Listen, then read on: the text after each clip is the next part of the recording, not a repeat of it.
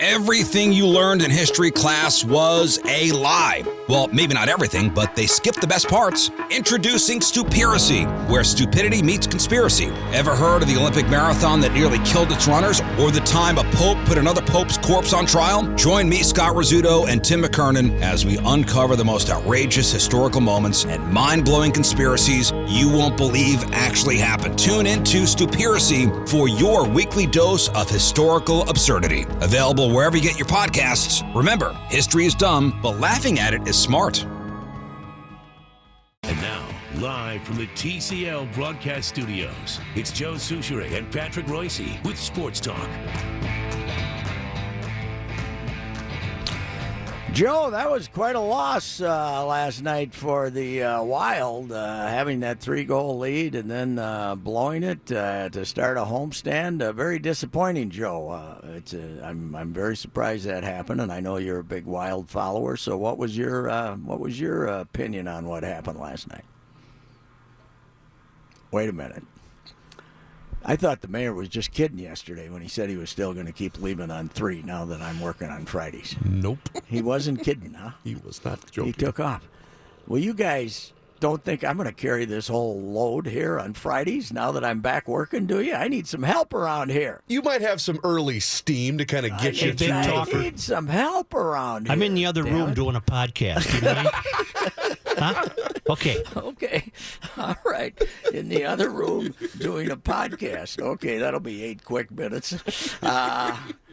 So, I need a little help. Reuvers, what's on your mind? Patrick, last night I had the rare Reuvers meltdown while watching the local club. And I know that doesn't happen very often. You're not really that fully invested. I mean, hockey's down on your list of full investment, hockey's right? Until about, we get to the playoffs. Yeah, hockey's about third for me on the list of my sports following. But last night I watched nearly the entire game, and it went from all right, they're doing exactly what they should be doing, shutting them down 3-0, no problem, right? But then when they scored that goal, when Arizona scored the goal in the second period, I can't speak for everyone, but I thought, come on, no, you cannot let these guys hang around. And that's the first thing I thought of. What happened to our attack? The problem with their attack, their quote-unquote attack, Patrick, Arizona still controlled the puck a lot of games. And I know Kenny just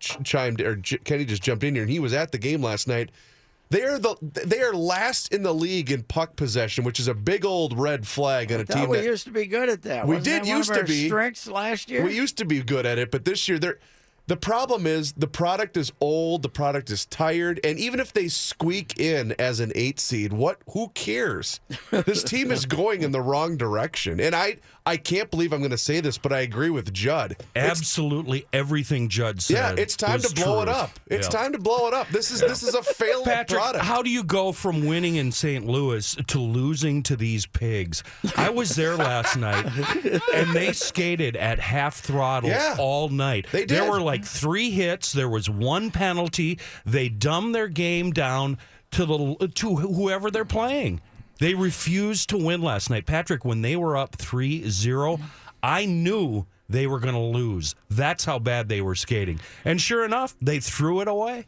Well, I got to admit, fellas, being out here on the East Coast, they kind of started after my bedtime. So I wake up this morning, and I go look at this. About 6 o'clock this morning, I look, and the first thing I look at is our website, and at the top is Judd going psychotic. Yes. And I said, all right, the boys lost. Yes. The great thing about Judd is, in an 82-game season, he can treat a regular season hockey loss like a playoff loss in the NFL. No, Patrick, after last night, they should fold it up. Seriously.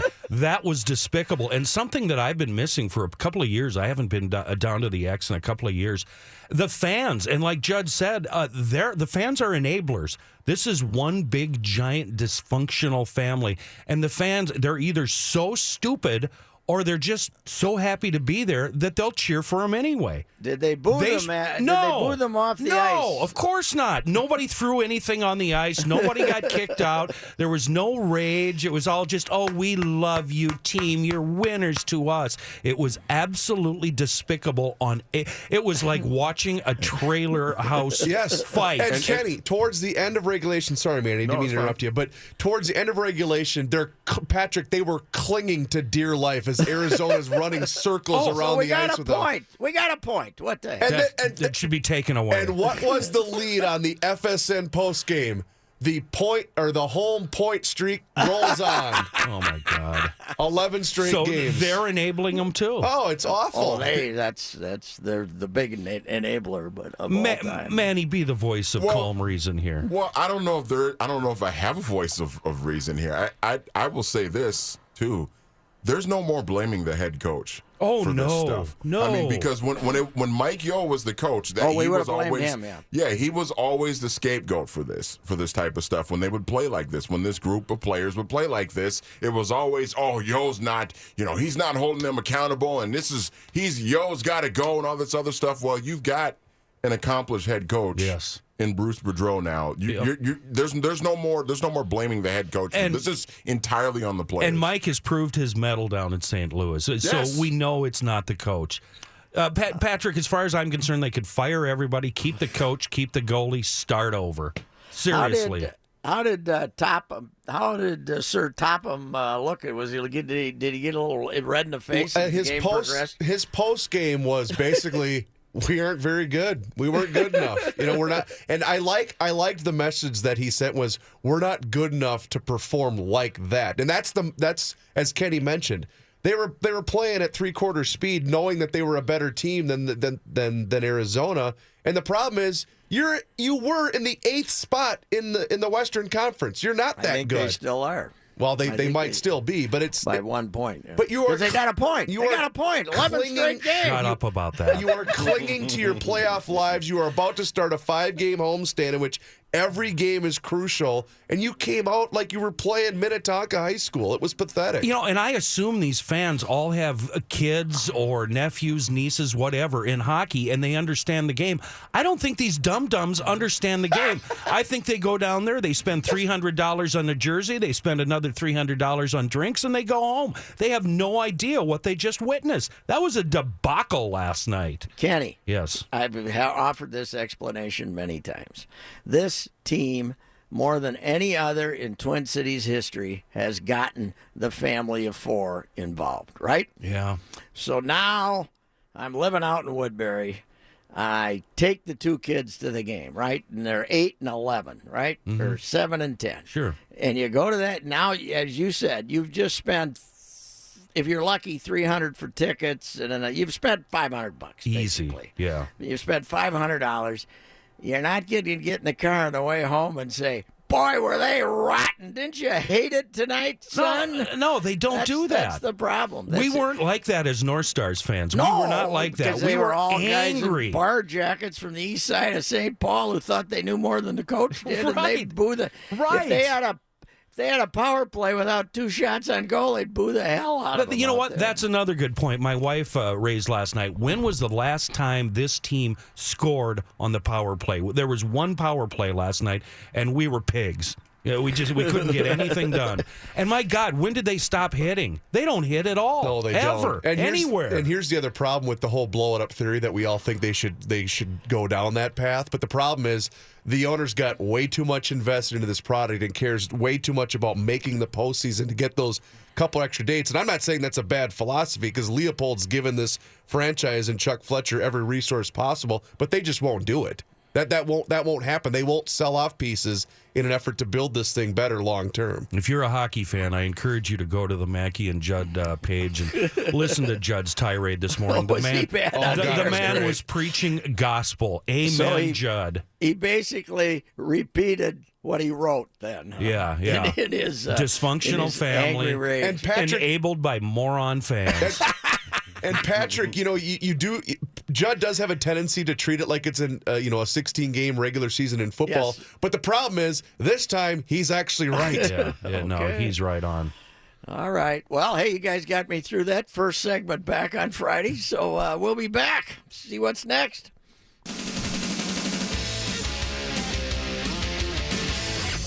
Well, that was so much fun breaking down the Wild, including a eyewitness account from Kenny, the traffic guy. I would have paid a significant amount of money to be sitting next to Kenny during the conclusion of that game because I was with him. I was just as mad as he was, but I was fortunately at home.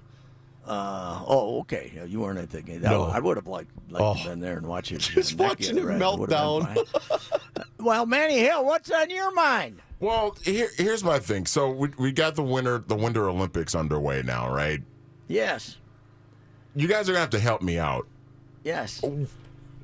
What is happening in the Winter Olympics that's gonna get me interested and captivated? Because I've always been more of a Summer Olympics guy anyway, Sure. because Well, of the yes. basketball, track and field, all that stuff. And now it's like, typically with the Winter Olympics, it's the hockey that I'm intrigued by. Sure. But now it's like We don't know who a single there's- player I don't know is. who the hell Yeah. any of these players are. All due respect to them. So it's like I'm not even interested really in seeing the hockey. So You know what I should do? What about the Olympics should I be interested in? Here's what I'm going to do for you, Manny. Okay. My wife might not be able to tell the difference between a golf ball and a baseball, but she's going to be able to tell you who the second team downhill skier for France went to high school. She is all in with Olympic stuff, Olympic coverage. In general, Winter Olympics are the ratings are fueled by women. They love the Olympics, and of course, it all starts with figure skating. Figure skating, yep. Now, I don't know. We don't have the local characters anymore now, though. I mean, the U.S. Gals that we're really invested in like we used to. No, but you know who we do have this year? Who? We got the married couple. The married couple that skated last night. They are they're over social pairs media. or dance? Really? It was Pairs or dance? pairs. I think it was pairs. So you're telling me there's a married figure skater? Oh no. Is that what you're telling me? Yes. Okay, I buy it. And here, let me tell you this: if you see who were the famous Brits from 1980, the pair that made that a big deal, like Dean and Torval and Dean. Yeah, that was the famous British couple. I can tell you this. If you saw a picture of the missus in this particular couple, Okay. she would have made any figure skater gladly accept her hand in marriage. Okay. She's All a right. very good-looking Good. gal. So you'd like to pick her up in the air and twirl her around? Oh, on yeah. those, absolutely. Those dealy moves. And he's about 3 times as tall as she is, too. Well, that helps with the throwing Yes. and the artistry when you get them up there. Now, this must be pairs then, not dance. Yeah, this was pairs Because that we I have watched two last night. pairs deals going on there. We got the dance and the pairs are two. They've expanded the figure skating as much as they can. The downhill, Manny, is a fantastic event. The men's downhill. Okay. 'Cause they start way up in the mountain, Oh, yeah. but they go so damn fast, and the cameras can hardly help you. It's very difficult to see until they get to the bottom of the mountain. We did the moguls yesterday, too, for the gals, and it is amazing how much force the lower half of their body has to absorb when they go down that first stretch. Yeah, that artistic skiing does nothing for me. I mean, they run it down. They're going down a hill as steep as Buck Hill, for God's sake. Watch out, I'm going to take this hill on. Do we have any hope for Lindsay this year? She's healthy. Oh, yeah. She Oh, just yeah. won the last 2 downhills beforehand. She'll win 2 golds. Yeah. Oh, good. Well, this is She's going to be she's sort the of her. This is her. This has sort of gotta her be it. goodbye tour, right? I think didn't she announce What that is she, this was going to be 34 it? or 5 now? 33, I think. 33. Hey, Yeah, I saw something that she announced that this was going to be it for her. I think she has the second, Kenny, in the World Cup stuff. I think she has the second most wins of all time. Good. I know it always seems like she's coming off an injury, so it'll be fun to have her She damn near healthy. kills herself. We're talking about a featured guest on Sports Talk, Lindsey Vaughn. yes. Joe asked her Can about. I ask you a Tiger question? I suppose. Mackie and Judd had Chipper on this morning, and Chip sounded like he didn't even know where he was at. I mean, he sounded exhausted. And they brought up something. They brought up something that I always find fascinating. They never, as writers, and maybe you can confirm or deny this, as writers, they never know or get the sense that they're at the right event, that there's always somewhere maybe they should have gone Sure. instead. I mean, you fighting that when you were there?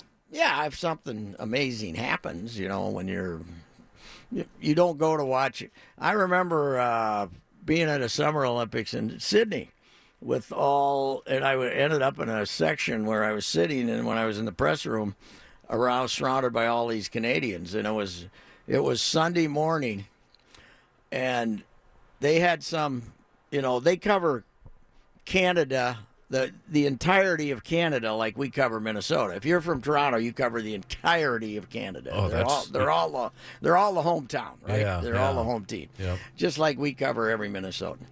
Well, all of a sudden they're sitting there watching TV, and some Canadian wins the triathlon, and they're all sitting there and they're going nuts. They're going crazy because, they expected this person to drown, and they ended up winning, And I remember they were just going fruitcake because they had to get the story, and they were miles away from it, and that happens, but you can't.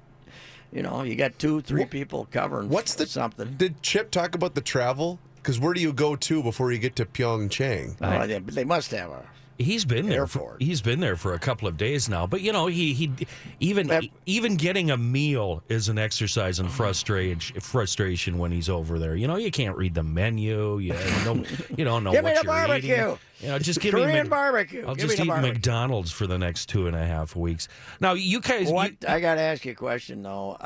Now, when were the opening ceremonies on last night or tonight? They were today. They were. So this we morning. got to see those live, though. Yeah, and then they'll rerun them again tonight. In my probably. 3:30 news, we have controversy already surrounding the Sony. Because Reuvers is in charge today of primetime preview. Anything that's on TV tonight, we're going to give you the results right now. I have a 3:30. I have a quick question.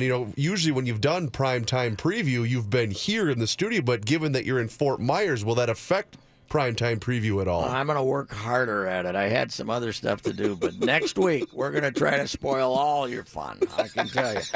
And the secret of primetime preview is you're just talking like this. You're just going along. Yeah. Suddenly you say, by the way, our figure skater fell on her ass and didn't get a medal. That is so devious. Oh, my God, I love that. Except with the 15-hour difference or whatever it is, you can't go the whole day without knowing what happened anyways. Yeah. It's not as much fun when it's like 5 or 6 hours and people are walking around, oh, don't tell me what happened. I got to watch it on TV tonight. So it's not as much fun, spoiler fun, when it's been over. It's basically a day ago that the opening ceremonies were held. Right, yeah.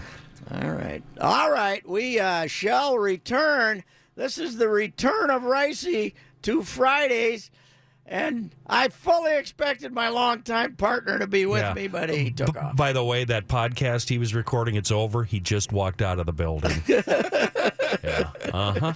Well, that's good. I'm gonna start taking breaks to do a podcast. So that's good. All right, we'll be back. All right, it is now time to head out east to get a look at the markets with the Your Money Now report. It comes to us courtesy of our friends in Owatonna at Federated Insurance, where it is their business to protect yours. Here is Mr. Bruce Vail.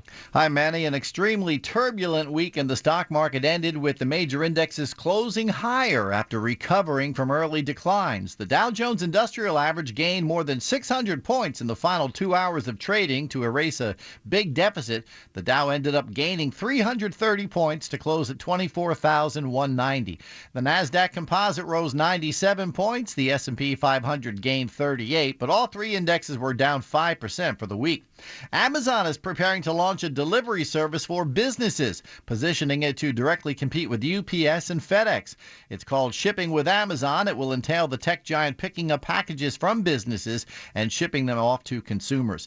Starbucks is rolling out a seasonal drink for Valentine's Day. It is the Cherry Mocha, a beverage meant to remind you of a chocolate-covered cherry cordial. It's made with espresso, candied cherry syrup, mocha sauce, and steamed milk, and then topped with whipped cream and sprinkles. It's available now through Valentine's Day. I'm Bruce Vail with your money now on 1500 ESPN. You probably don't realize this. We've probably never told you this, Bruce, but off the air, that's how we refer to you. We refer to you as Sprinkles. Oh, well, candied sprinkles. Yeah. It's pretty damn sad when the guy that knows the least about hockey has to have a tirade. I don't know, man. That was upsetting last night. But anyway, I'm trying to put that behind me, Reusse. Where'd he go? I think he's still there. I think we are still on break. Anyway, here's Chris Reuvers with the news. Thanks, Kenny. The Wild blew a 3-goal lead, as you just mentioned, over Arizona and fell in overtime last night, 4-3. The Wild were also outshot 40-28 to the worst team in the NHL. They are now off tonight before hosting Chicago tomorrow night. Who was betwixt the pipes last night? The Doober. Yeah, it was Dubes. The Doober. Who got the shootout winner for the? It was was it overtime or shootout? Overtime. Yeah, overtime. It was the kid that scored the first goal, too, for them. I can't remember his last name. I'm sorry. Well, we don't know any Coyotes. Well, no, we don't. Name that Coyote. Shane Doan. Alex Goligoski plays for the Coyotes. Oh, well, he's our guy. Yes, he is. Okay, all right. Yeah, Shane Doan finally retired, didn't he, Manny? I think he did. For about I think 25 he played years. last year, though, unlike the only Nordique you could have mentioned had quit like 4 years earlier. Did we play Name That Coyote or Name That Nordique we last played year? Name That Nordique. That's what it was, yeah. Who he played with. Who he played for? Who is he? Who played for them is what we play. Apparently, by the way, I tried desperately to find it for the update, but Charles had an epic meltdown again last night, or one of those Charles moments last night on about television. the Cavs trading everybody. I think or it what? was NBA trade deadline related, but I have yet to find it.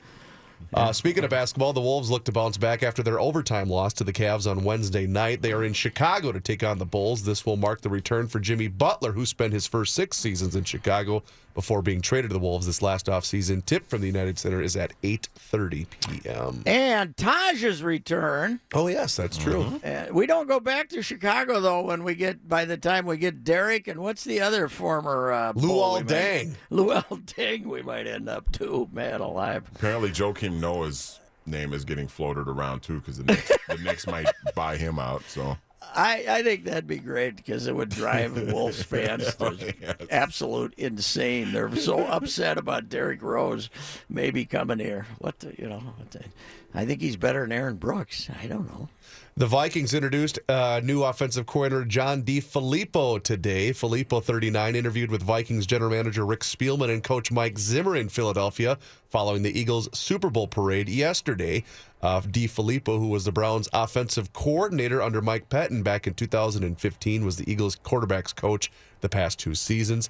This must mean that Frank Reich is not getting the Indianapolis job. No, the big rumor is that Frazier's going to get the job. Our guy Leslie again? Frazier. Yeah. That's been brought up again? Yeah, it was. I think it was Pro Football Talk earlier today said that he might be the leading candidate. for the Colts job? Yes, yeah. He was mentioned, Manny, right away, and then they started throwing all these other names out. Apparently, Jim Irsay is a big Leslie Frazier fan. Well, I know he was on Tony's staff when they won the Super Bowl, but man, oof. Let's pull back the curtain on this, Patrick, and speak the truth.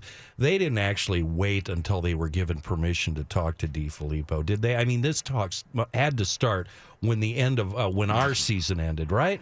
Well, I mean, I these think guys they know. gained an admiration for the Eagles' offensive staff after they kicked their ass, but no, they would have. I don't think that they would have. So they're following the rules. There's not a midnight phone well, they call. knew that he was the guy they wanted, so that's why they were waiting. And all it took was one meeting, and this guy said, "Yeah, You're hired. I'm on my way." Yep. Oh no, there was once the Super Bowl ended. I'm sure there was contact with his agent.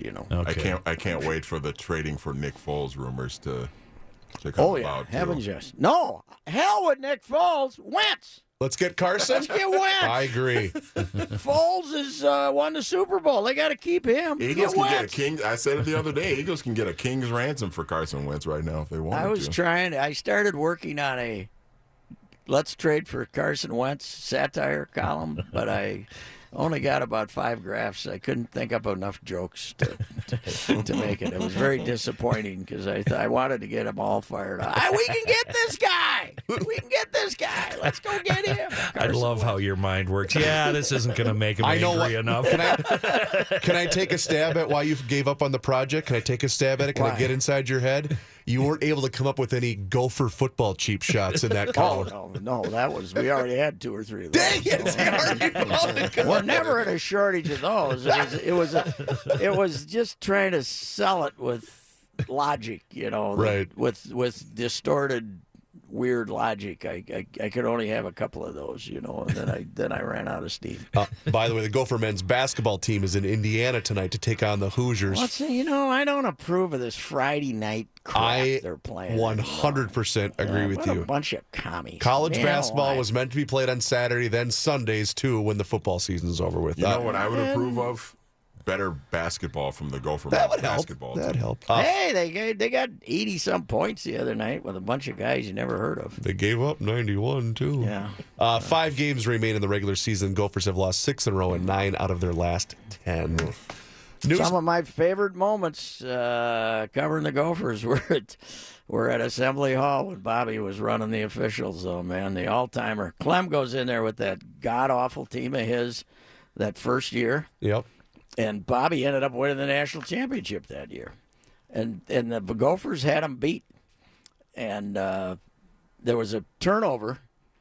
And what was it? Sam Licklider, who I affectionately referred to as Sam Bootlicker, was the official. And Nice. was the official. They turned it. Indiana kicked the ball out of bounds right about at the scorer's table, right next to Knight.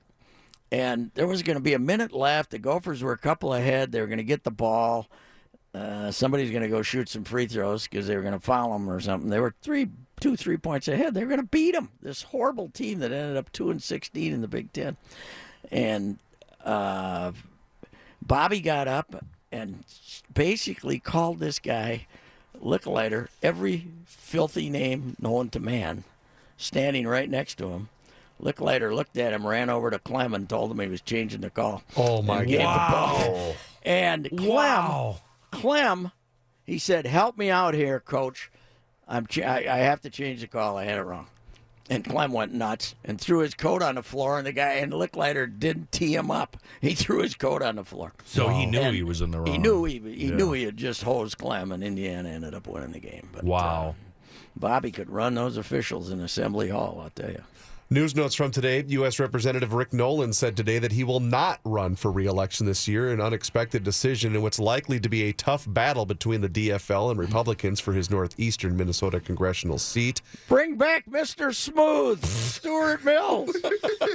He's an Iron Range-looking guy, isn't he? He's been down in those mines. He is now because he got the haircut. He looks good. Oh, really? He got rid of the long he cut the long locks off. He cut the "I'm richer than you are" locks, did he? Get him a flannel shirt and some camo pants. Yeah, that's what he'll look. He'll look like he'll be sitting in a bar drinking a shot and a beer and Hibbing. Nolan, by the way, 74, won two tough re-election battles since his election back in 2012. He said he's going to finish strong. He'll be in that bar while his Escalade is idling in the parking lot. President Donald Trump signed a $400 billion budget deal that boosts spending and swells the federal deficit, ending a brief federal government shutdown. The House and Senate approved a bill to keep the government funded through March 23rd, overcoming opposition from Democrats as well as Tea Party conservatives to endorse enormous spending increases despite looming trillion-dollar deficits. The You House. think we're going to have a little inflation here finally, fellas, with this money not being worth much anymore, or is it going to be fine? Yeah, we're correcting ourselves Yeah, here. we will. I watched a couple of market shows this afternoon, and everybody on TV said, "Calm the hell down. This is a correction. It's going to recover, and then we're probably going to have another correction next year." The smart investors are just holding tight and actually buying right now, taking advantage. So some of my friends that may have stuck everything into their mattress might be a little bit. Or we just keep working past the times we're valuable. We just won't go away. We just keep working to pay our damn bills, so we don't have to worry about that's it. the boat I'm Till we rowing. just fall down the steps someday and kill ourselves. Yep, just going to work till it's over. Damn me. All right, it's 3:40, Pat. Okay, let's go Mets.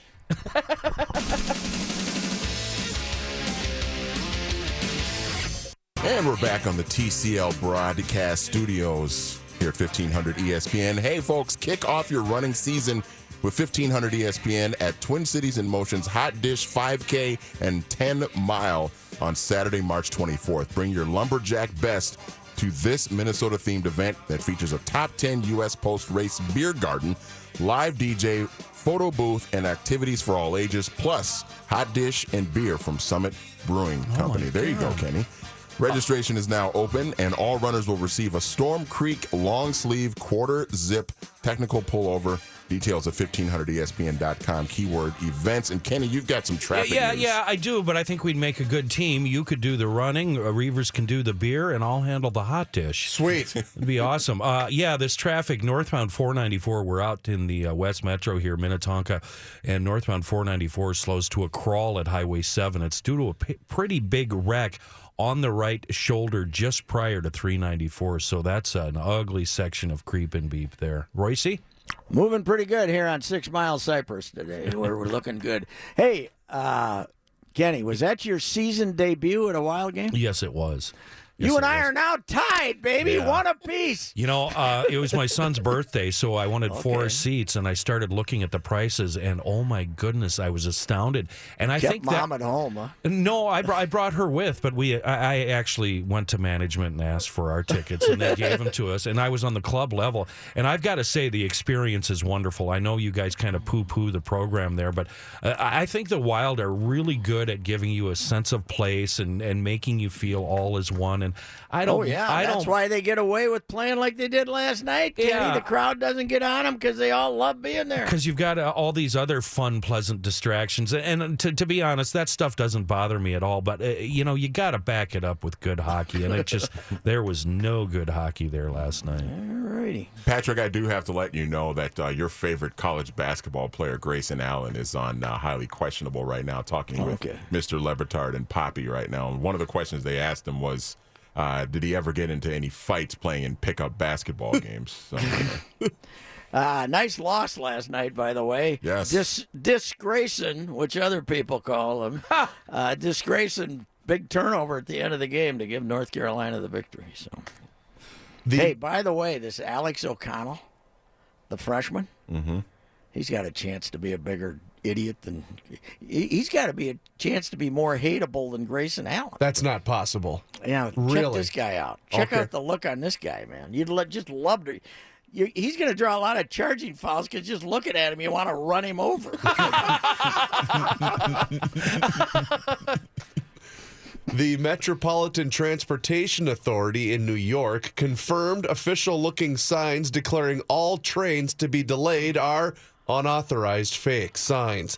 The signs were spotted at multiple stations in early February, featuring an image of a hitchhiking construction worker with the text, "Your train is delayed January 1st through December 31st, days, nights, and weekends." So it's just some big, giant practical joke. Oh, that's fun. They were all over the city, too, Kenny. That's awesome. The MTA said the sign is an unauthorized fake, apparently poking fun at the city's famously unreliable subway schedule. Yeah, I was going to say somebody's pranking them. The city has increased maintenance and repair of tracks and signals as part of an $836 million emergency action plan to address the subway issues. A person purported to be the graphic designer behind the fake sign said the work should speak for itself. The Royal Canadian Mounted Police said a traffic officer ticketed a driver caught using the carpool lanes with a mannequin. That again. Okay. Yeah, that one. Not very original. No. The RCMP said a traffic services officer spotted a white van speeding and crossing into the high occupancy vehicle lanes without signaling. The officer stopped the van and discovered the driver's passenger was, in fact, a mannequin dressed in sunglasses and a hoodie. I don't blame them. I guess it's better than a love doll with that. Yes, yeah, we've had a few love dolls. Funny look on her face, if you know what I'm saying. We've had a few love dolls picked up in the insane lanes. That's more fun. A Florida man who sells indoor gardening equipment favored by marijuana growers will get to keep some of the $22 million in cash he stuffed into 5-gallon buckets inside of his home. Wow. 46-year-old Luis Hernandez Gonzalez pleaded guilty Wednesday to money laundering and structuring bank deposits to avoid reporting the true amounts to the government. His lawyers insist the money is legitimate profit from equipment sales to people who grow marijuana legally in other states, and that no bank in Florida would accept his cash. The Miami Herald reports the government agreed to let him keep about $4 of the $22 million, plus his house, his business, and his 5 Rolex watches. How much money can you get in a 5-gallon pail? I'd like to find out, wouldn't you? I would too. To my knowledge, there's nothing illegal about the equipment Selling you the equipment, use yeah. to grow weed. I mean, it's lights and ventilation and trays and. Was it he didn't want to pay taxes? So Basically. he was hiding the boy. He was the go-to guy though for marijuana equipment. Absolutely. If he made that much money, man. Apparently, he's facing up to 30 years in prison. He is being sentenced on April 20th. Yeah, leave him alone for that. Who cares? I'm voting for Reusse. A 12,000. Anybody making money off of marijuana is fine with me. That's right. What the hell they do. A 12,000 square foot stone mansion is going up for auction and will sell to the highest bidder, even if the price is well below the $6.9 million list price. The home in the upscale Scottsdale and Estancia golf community comes with a garage. Wow, I've played golf there, Estancia. There's some nice homes there. 6 bedrooms and 11 bathrooms. The International Reality and Concierge Auctions are holding the live online auction, something they plan to make an annual event. The group says the home is being sold with no reserve, meaning it will sell no matter how low the price. Bidding starts in about 8 minutes. Friday, February 9th at 4 p.m. Buyers must be pre-qualified, show that they have the money to purchase the mansion before they can bid. The home is owned by Mark and Melissa Matson, who paid $6.5 million for it back in 2014. Matson, that's a Minnesota name. We might have many Minnesotans. There's a lot of Minnesotans on that golf course. More bathrooms than bedrooms. Yeah, isn't that weird? Yeah. You know what that golf course has? It has a lot of these cactuses, these jumping coyos, where if they feel your body heat, they jump. The thistles come out and what? You know, like if a rabbit's nearby. Okay, that's they voodoo. feel the body. They feel the body heat. They send the thing out, and then they suck her back in. No. And they take yes. Well, and players there are always getting stuck. Really? And Louis was there one day playing in shorts. Oh, no. And they damn near had to amputate his leg as the legend because, of course, you know, Louis just goes storming into the place and one of these cactus and just goes, "Rah!" and gets about 8 of their big, thick thistles in his leg. Oh, that's the devil's plant. Oh, yeah, it is. Oh, it's terrible. I got one. I only got one in me, and it didn't really stick through all the fat, so I was okay. Were you wearing the really short shorts when you got stuck? No, I don't wear shorts. That's what right. Saved me. That's What true. saved me. All right. All right, gents.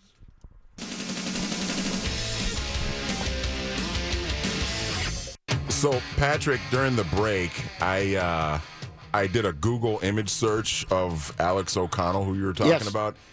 I only have 2 words for you. I concur. Admittedly, I have not watched a lot that of hairdo, man. Oh my gosh, yeah, that's. He's got that. He has to play for Duke. I think I was Deadspinner one. This is the most Duke guy ever, or something like that. And admittedly, I haven't watched a lot of Duke basketball this year, but yeah, I had to Google search him, and yeah, you were 100% accurate. Well, I was listening. I was in the car yesterday when I landed here and driving home, driving to the condo, and they were on and they were winning, 7-8 points in the middle of the second half. So I just gave up on North Carolina. Yeah. And lo and behold, North Carolina came back and beat them, and Allen turned it over there at the end of the game. So I wonder Dookie's having a little trouble here. They lost 5 now. Yeah, I was going to say, I wonder if that St. John's loss last weekend is going to send them on a little bit of a tailspin. See what St. John's then did? Turned around and beat Villanova. Really? I missed that too. Yeah. Wow. Yeah, they beat Villanova and Duke back-to-back after being 0-11 in the Big East. Well, if Chris Mullen wants to keep his job, that's one way to do it. Beat Duke and Villanova. Wow. Yeah, well, I'm sure he's probably going to get a contract extension. All right, we'll be back. The return of the Friday Fun Fest. The Friday Fun Fest. Only 3 Fs, not 4.